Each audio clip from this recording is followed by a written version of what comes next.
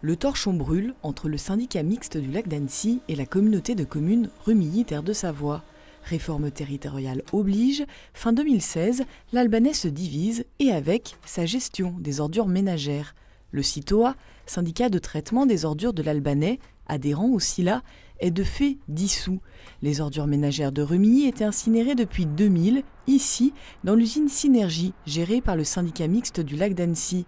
Mais depuis un an, elles le sont dans le pays belgardien. Le SILA réclame depuis ce qu'il estime être son dû. Je déplore qu'on n'ait pas réussi à trouver une entente avec l'ancien canton de Rumilly, puisque le différend vient de la suppression du CITOA, qui était le syndicat regroupant le pays d'Albi et le pays de Rumilly. Le code des communes est très clair.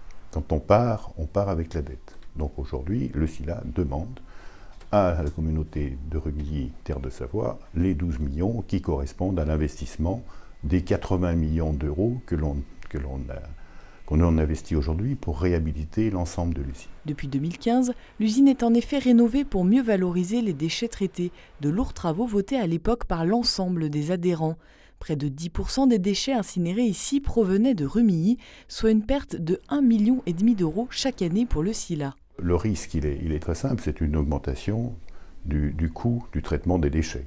Donc cette année, on était à 155 €, on a pu limiter à 160 € hors taxe la tonne, mais à l'avenir, on peut avoir une incidence jusqu'à 230 €.